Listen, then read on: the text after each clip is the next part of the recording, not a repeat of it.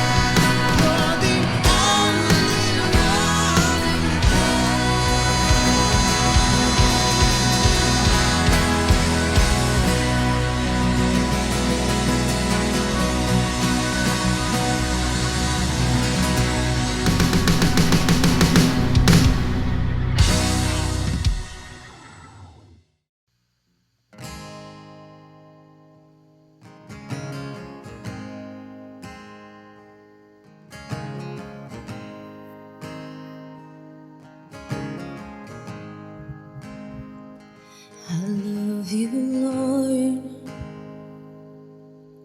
Oh, your mercy never fails me. All my days I've been held in your hands. From the moment that I wake up till I lay my head, oh, I will sing of the goodness of God. All my life you have been faithful, and all my life you have been so, so good. With every breath that I am able, I will sing of the goodness of God. I love your voice. You have led me through the fire, and in darkest night, you were close like no other. I've known you as a father, I've known you as a friend, and I have lived in the goodness of God. And all my life you have been faithful. All my life you have been so, so good. With every breath that I am able, oh, I will sing of the goodness of God. Oh yeah, your goodness is running after, it's running after me. Your goodness is running after, it's running after me. With my life laid down, I'm surrendered now. I give you everything. Your goodness is running after, it's running after me. Your goodness is running after, it's running after me. Your goodness is running after, it's running after me. With my life laid down, I'm surrendered now. I give you everything. Your goodness is running after, it's running after me.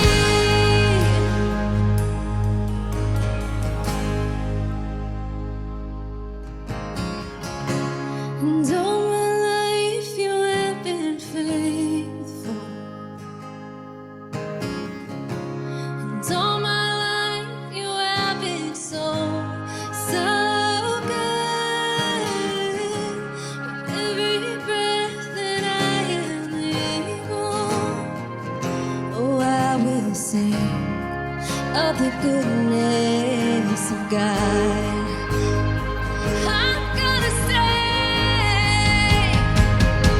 because all my life you have been faithful, and all my life you have been so, so good.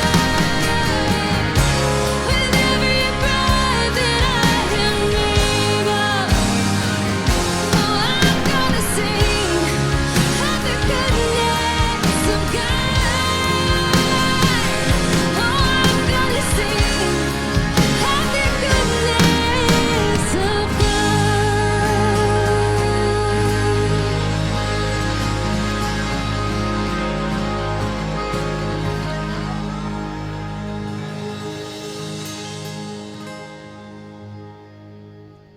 Well, hello, my name is Doug, and I'm one of the pastors at Next Level Church, and we are so glad that you're here today. We know that we have folks from Wisconsin and Idaho, but we also have folks from around the world like Spain and Singapore and even Australia. And so we are so glad that you're here. Here's the deal. We would love to connect with you. Why? Because we're all on a journey. We believe that, and we believe that you're on a journey with Jesus, and we want to connect with you. And the only way we can do that is for you to reach out to us and connect with us. So here on the screen, you can take a look. You can either scan the QR code, or you can text the word online to the number on the screen. And here's what's going to happen. You're going to receive a text, and then you're going to reply to that, and you're going to fill that form out. And once you fill that form out, over a week or so, we're going to send you a few texts that are we're going to ask you a few questions, and we're going to get your response back. Because why? Most importantly, we want to pray for you. And so just if you'll do that, that'll be awesome, and we'll be able to connect with you. So again, we're glad you're here. We hope that today, more than anything else, that you experience Jesus. Let me pray for us real quick. Lord Jesus, thank you so much that we can worship you in the name of Jesus. Amen.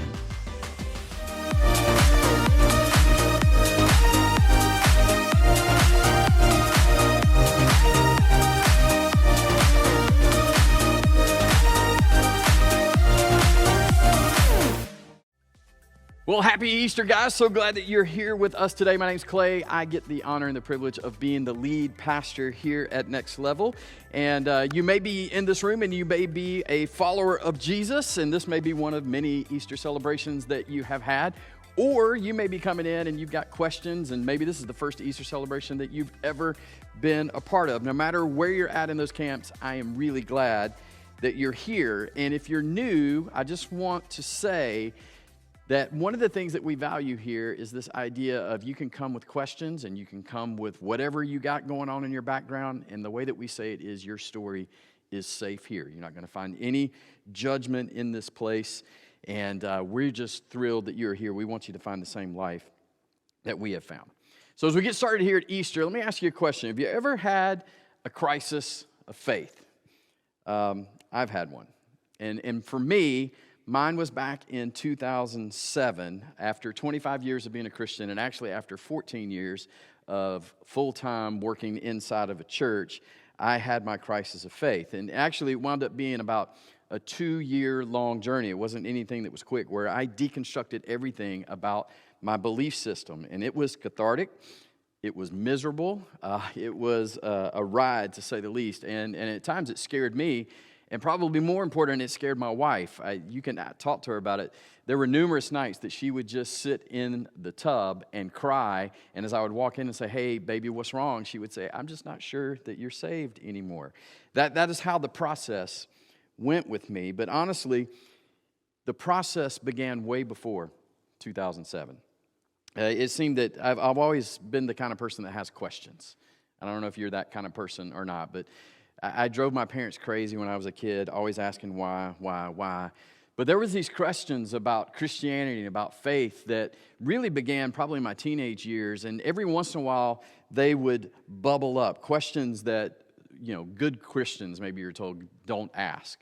Like, what do we do when we read in the Bible and there are some differences that we see between the text, or maybe some apparent contradictions? Like, what am I supposed to do with that? Or how can I reconcile the concept of a loving God with evil that's in the world? How do I reconcile this idea that God loves everyone and then there is this hell where everybody can suffer forever? How can faith and science coexist? This was a big one for me because I'm an engineer by training. I went to engineering school and got my degree from Georgia Tech. Most of my life, though, I was able to kind of brush those questions off.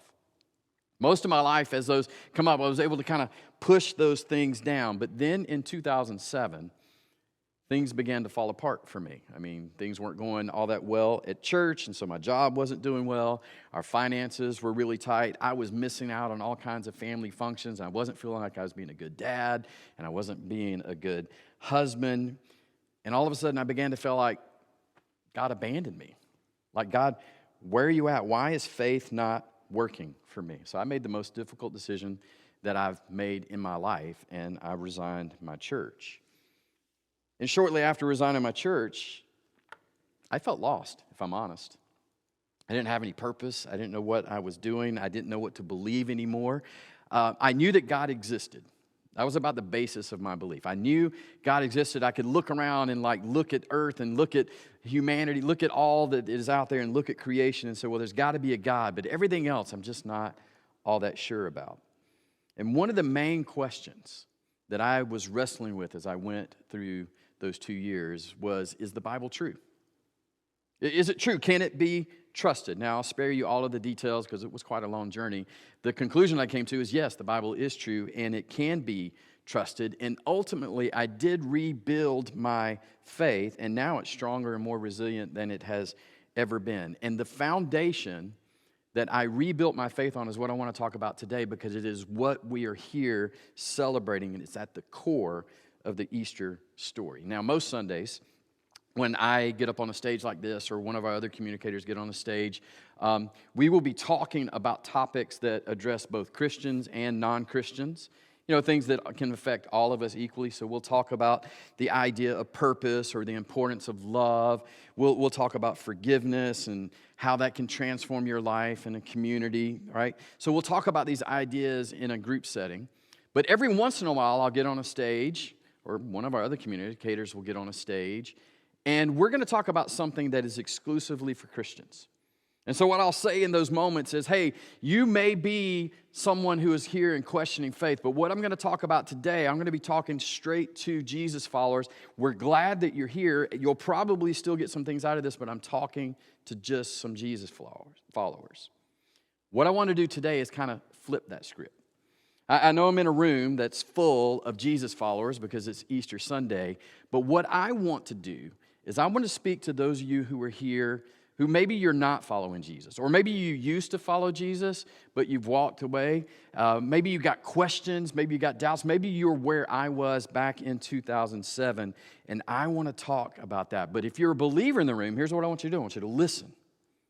I want you to listen really closely to what it is that we're talking about. How do we talk about it? Because it's going to be able to frame up for you how you can speak to people who aren't at the same place in faith that you are, and be able to speak intelligently and be able to speak caringly about them on this view. So on Easter, I want to speak to those of you in this room who are not a follower of Jesus.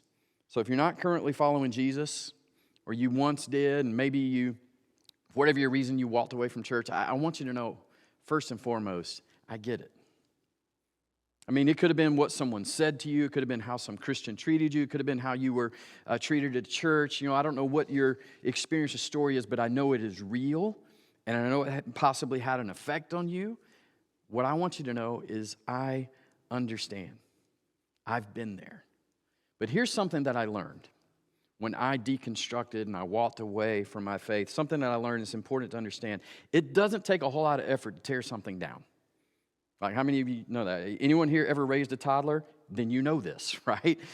It does not take a whole lot of effort to tear something down. My dog can destroy things in seconds. Chew toys, socks, shirts, books, pillows, couches. He can do it in seconds. It does not take a whole lot of intelligence, and it doesn't take a whole lot of effort to tear something down. It is easy to be a critic. It is easy to criticize everything, but it takes guts, and it takes determination to build something back once you have torn something down, right? And to build something back, this is my architecture background coming in, you have to have a strong foundation. Everything that you see that is great in life has a strong foundation. If you see a great marriage, I can tell you there is a strong foundation in that marriage. If you see a great parent-child relationship, there's a strong foundation there. If you see a great building, there is a strong foundation that is there. If you see a great business, there is a strong foundation. All great things are built on a strong foundation. And what we're going to talk about today is the strong foundation of the Christian faith. The thing that brought me back into faith. It's the thing that allowed me to put all the pieces back together, and it's the event that we're celebrating here today. So what I want to do is I want to walk you through what that foundation is. And let's do it in this type of form. Let's say that you came to me, and for whatever reason, we had a conversation together. You said, hey, can we get together? Can we have lunch? Can we go get a drink? Can we go get a coffee? If we were sitting down and you were talking about your faith experience and you were expressing your questions and all the things that you had going on in you, this is how I would approach it. I would talk to you like I was talking to myself back in 2007. And here are the things that I would say, but probably more importantly than what I would say is to start off by telling you where I wouldn't go. I wouldn't go by trying to defend the church's history, as some people try to do. Because we would have to admit that the church has a pretty ugly history, all the way into current. The church still is doing some mean, hurtful things, and I don't think that they are defendable, so I wouldn't start there. And I wouldn't try to attempt to justify the words that some other Christian told you or some other pastor said or some church did and hurt you. I wouldn't stand by some Christians' proclaimed values and what they say that you should be doing or what their speech is. In fact, I probably wonder, just like you do when I hear these things, does that person even know Jesus? So I wouldn't do that. And it may come as a surprise, I wouldn't even start with the Bible. And for those of us who love the Bible, this is really difficult because we believe that the Bible is God's living word. We believe it's a source of life. Yet when someone is questioning everything, the Bible is not a good starting place for them to go. And what's interesting is for more than 300 years following Jesus' resurrection, countless people came to a belief in Jesus before there was a Bible. Before we had anything written and bound and leather printed with your name stamped in on the front. So what drew them? What drew them to become a Christian? Well, we're going to get there in just a minute.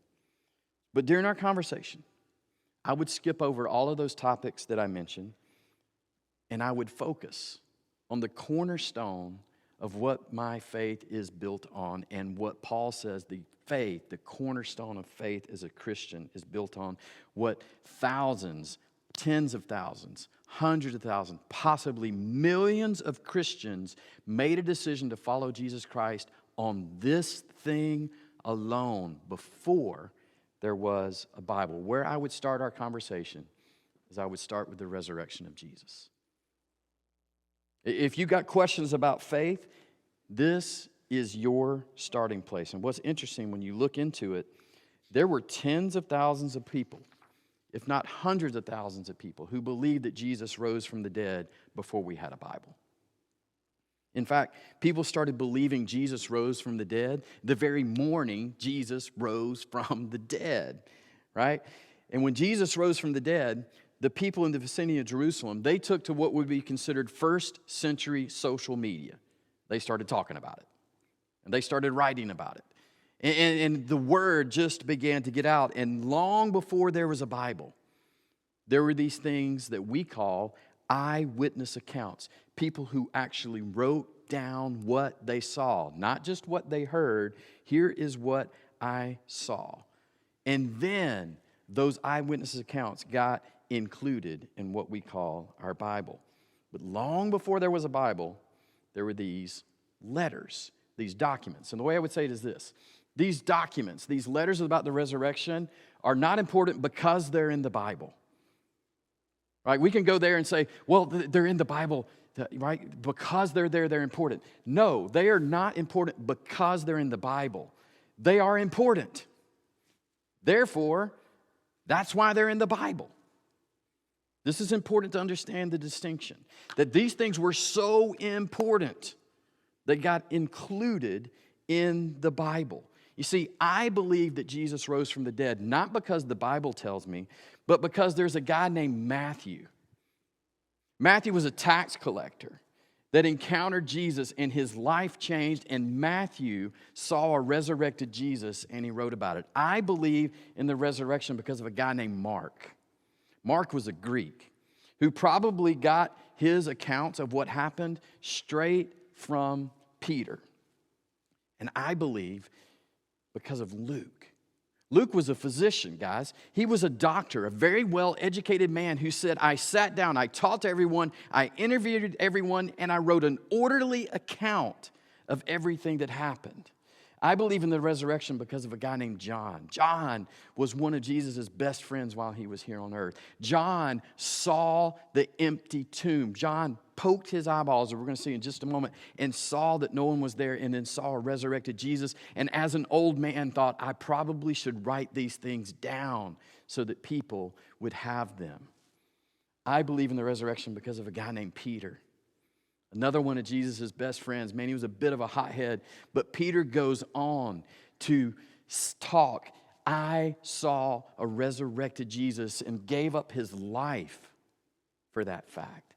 I believe in the resurrection, and this is probably one of the best evidence there is. There's a guy named James, and here's the interesting thing. James, this particular James, is the little brother of Jesus. So let me ask you a question. How many of you have a little brother?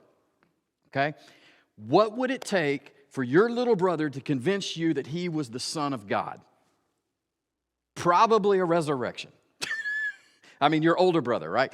You're trying to figure out, my older brother, like how could he be the Son of God? It would probably take the resurrection. What's interesting is James, there's no record of James being a follower of Jesus before the resurrection. I'm sure he's like, I don't know, man, that's my brother. Like, he used to give me noogies on my head and everything else.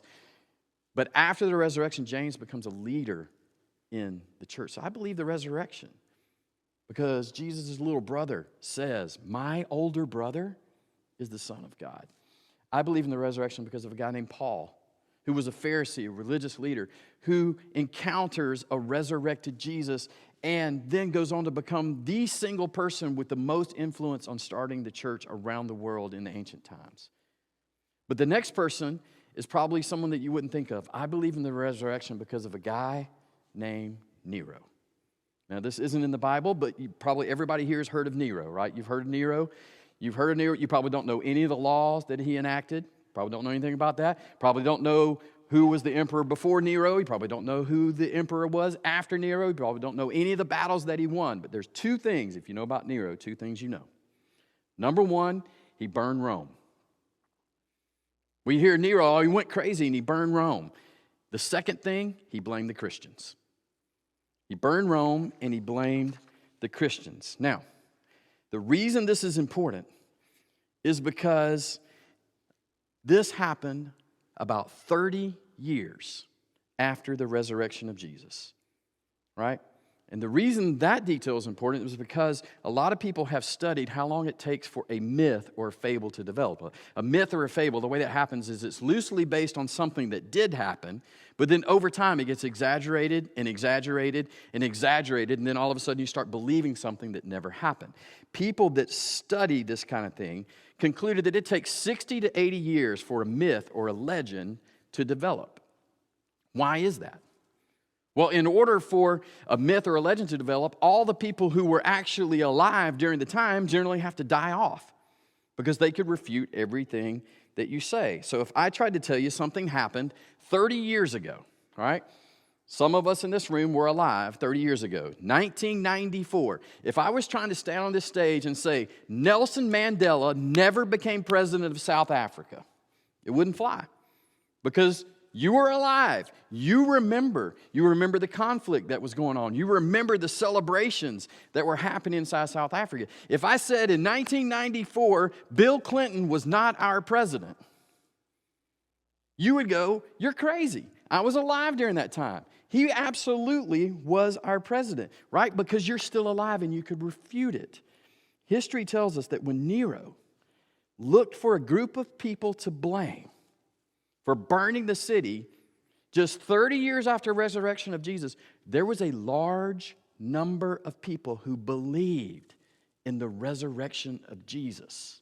Not 60 years later, not 90 years later, not 100 years later, 30 years later.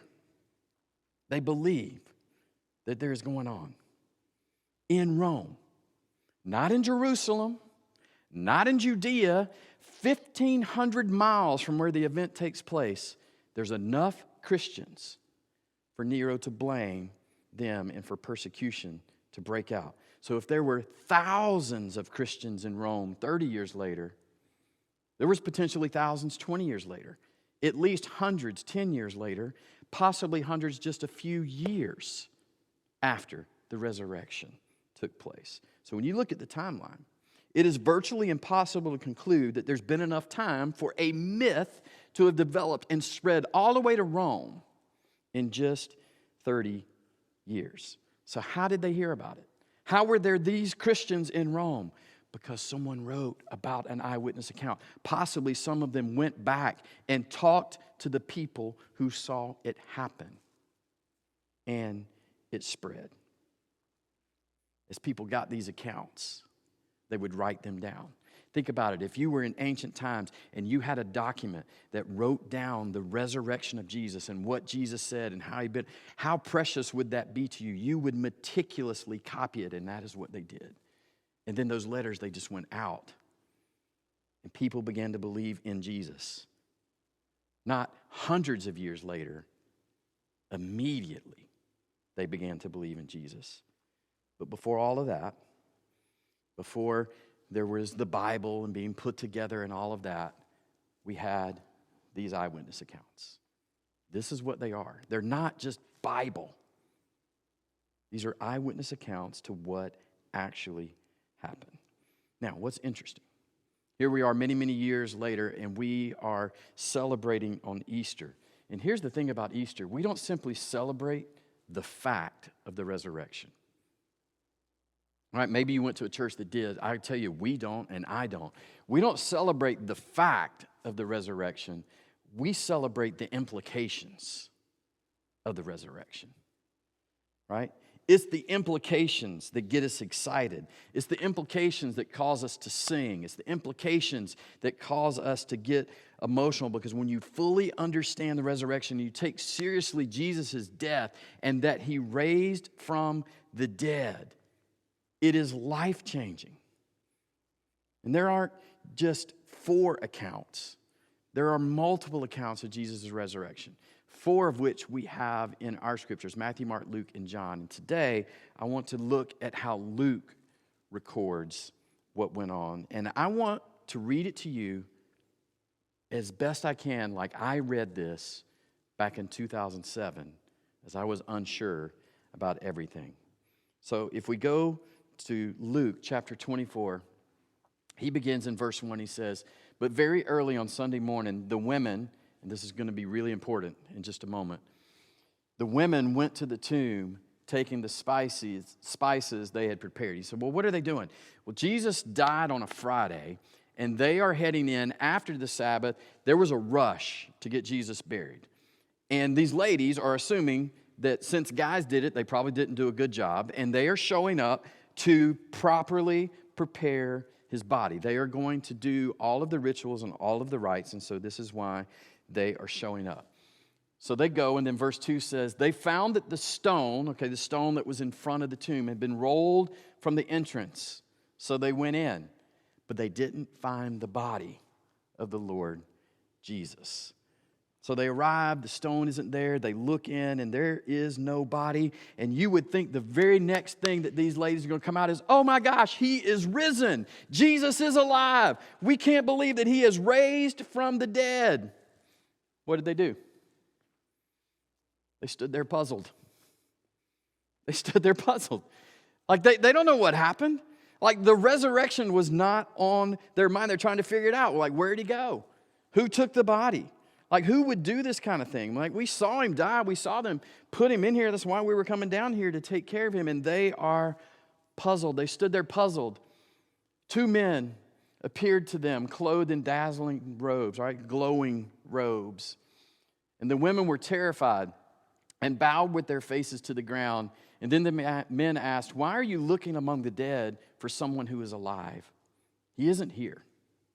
He has risen from the dead. This is the first indicator that this is what has happened. And these women, when they heard this from these 2 men, they did probably what you and I would do, right?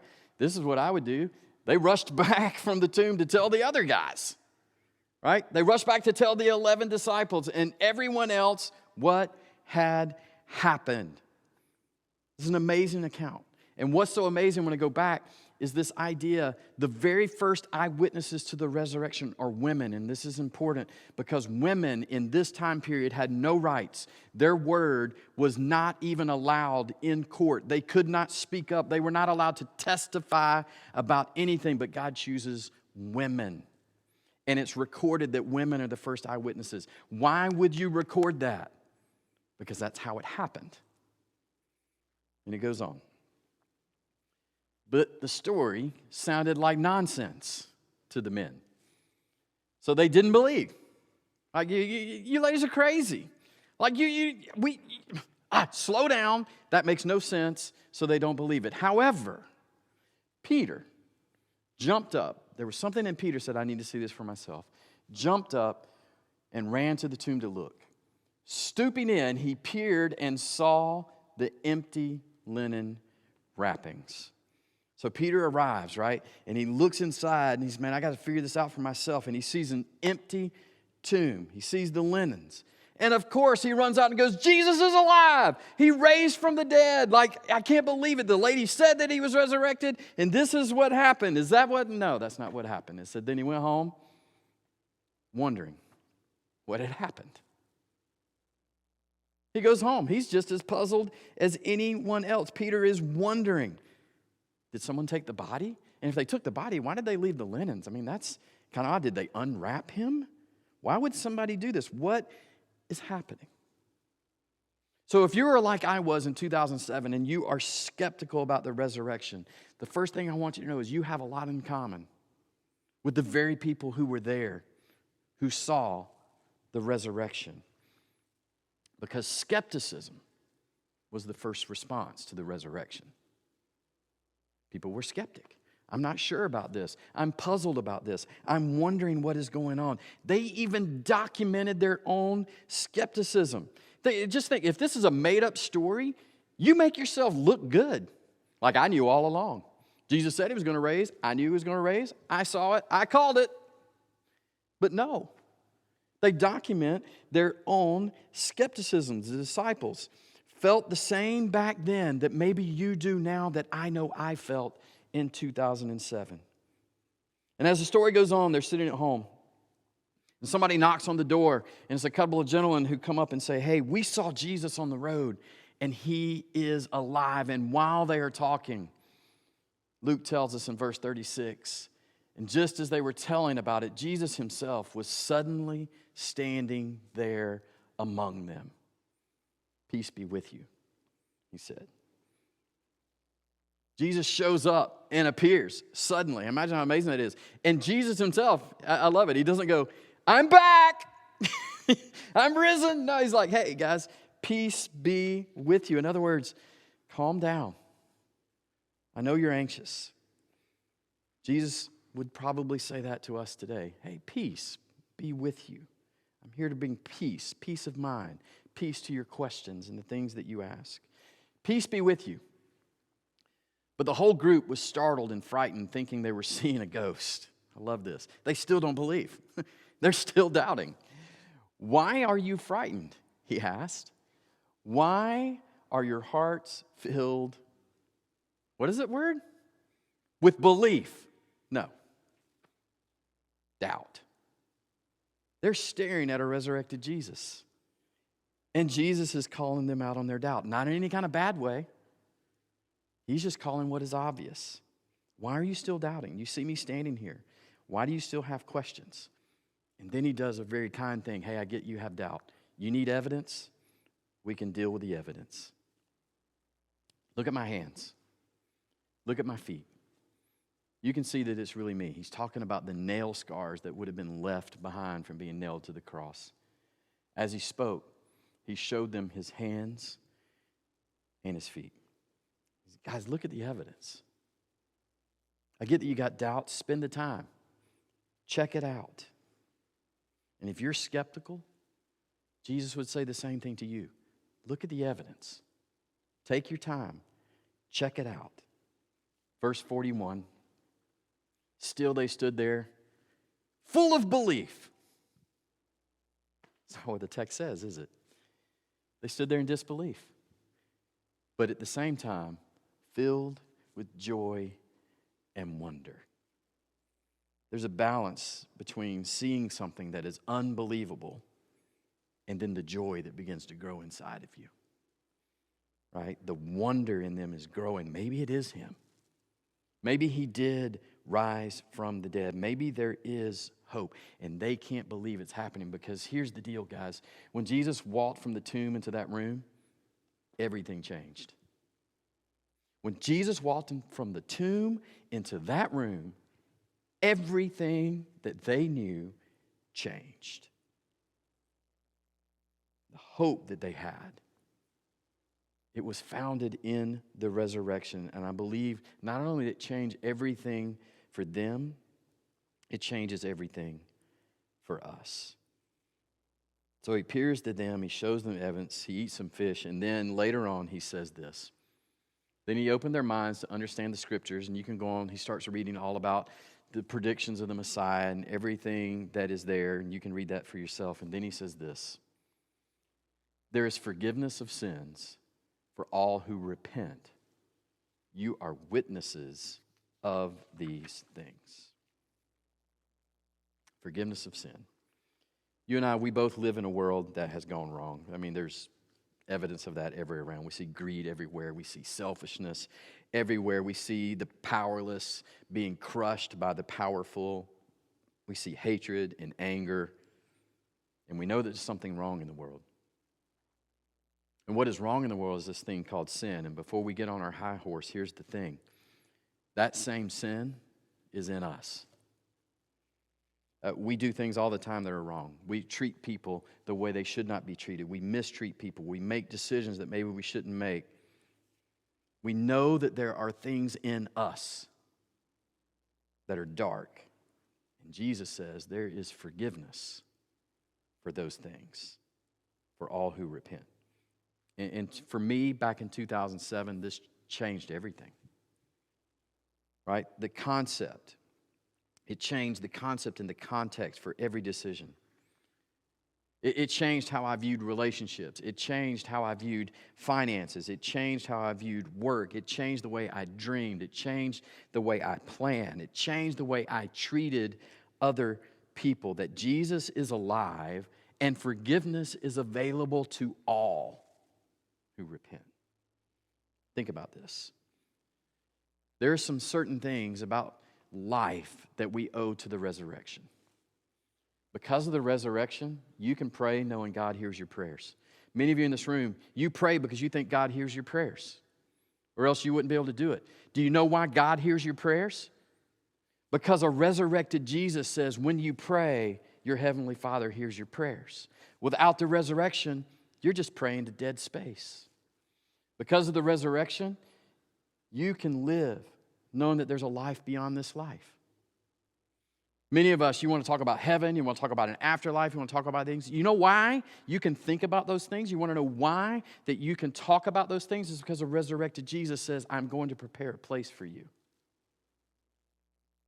Prior to Jesus, most Jews and most pagans believed you died, you went to the place of the dead, and that's it.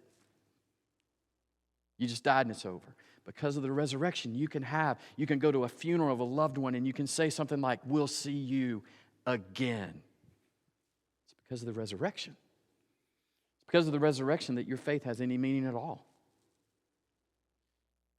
Paul tells us that without the resurrection, that our faith is pointless. Without the resurrection, Jesus is a good teacher. He teaches a few good things. But because of the resurrection, those things have meaning and they have life. We believe all of this because of the resurrection. And we were sitting down and we went through all of these things and we had this whole conversation. The very last thing that I would say to you, because this is the thing that I came to know, this is the thing that I built my faith back on. When it comes to believing Jesus, the issue isn't what the church has done to you. The issue isn't what Christians have done to you. The issue isn't what some college philosopher or some college psychology professor told you. The issue is Jesus Christ, did he rise from the dead? The issue always, always, always is who is Jesus? That's what you've got to figure out on your own. If it was just the two of us having a coffee or having a drink, I would end our conversation and I would say, please, just remember, no matter what you decide, no matter what you think that I have said, please remember there is only one issue. It was Jesus. What did he do? And on Easter, that question is answered. He is exactly who he claimed to be. He is the Son of God and worthy of your consideration. If you want to know more, next week we're going to begin a series. We're calling it Reconstructing Faith, where we're going to look at this question. Who is Jesus? What did he say? What did he do? How did he ask us to live? And we're going to strip away all of the non-essentials, and we're going to address this, and I would invite you to be here for that. Let's pray. So, Heavenly Father, we are so thankful for those who have gone before us, and they sacrificed so much to preserve these stories, these scriptures, these eyewitness accounts for centuries. And here we are, we're just completely drawn in by the richness of these words. Father, my prayer is that our focus isn't solely on just the fact of the resurrection, but on its profound implications.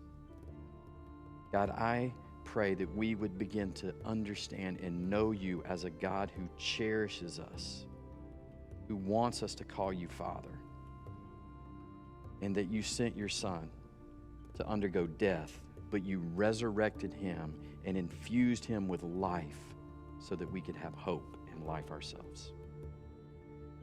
Pray for all of us who have chosen to walk with Jesus, that we wouldn't hide from that we would share and speak the life that we have found to all that are around us. God, give us the ability to demonstrate that our faith is rooted in something far more potent, that it is rooted in this resurrection of your Son, Jesus. And if you're here today and you're kind of on the cusp of faith, right? If you're thinking, I haven't yet surrendered to Jesus, but there's just something inside of you that says, I want to surrender to this. I want to begin living this life. If you're ready to take that step, it's not the words that save you or anything like that, but I would love for you to pray a prayer like this as you begin your journey. Just say, God, today I acknowledge the resurrection of Jesus. I'm ready to rethink my life, to seek your forgiveness and explore hope and faith and purpose that can be found in you. And the best that I know how, I'm going to commit my life to living with you as one of your followers. Jesus, I thank you for all of that. We pray it in Jesus' name.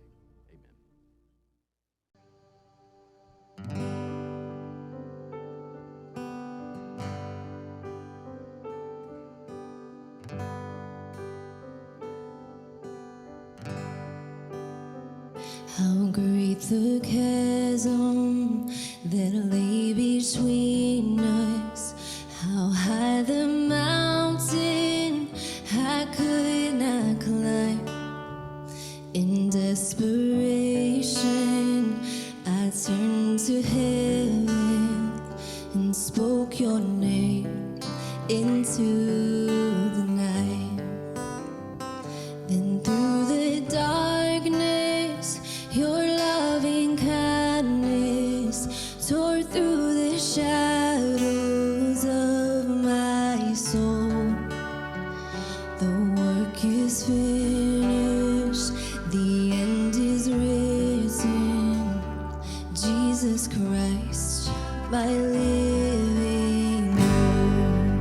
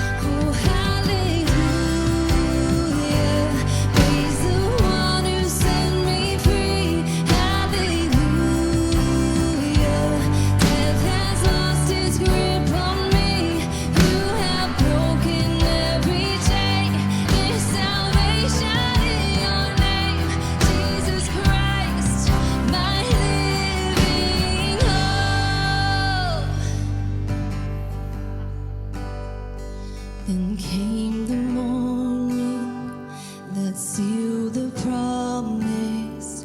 Your buried body began to breathe, and out of the silence, the roaring lion declared the grave has no claim on me.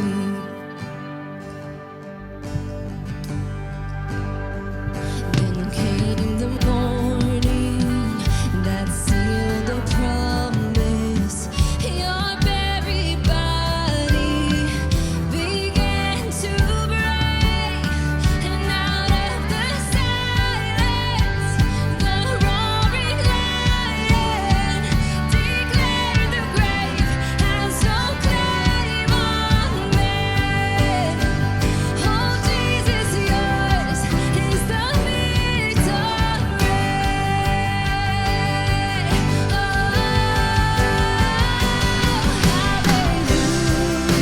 Hallelujah, praise the one who set me free. Hallelujah, death has lost its grip on me. You have broken every chain. There's salvation in your name, Jesus Christ, my living hope. Oh, hallelujah, praise the one who set me free. Hallelujah, death has lost its grip on me. You have broken every chain. There's salvation in your name, oh, Jesus Christ, my living hope. Oh, God, you are my living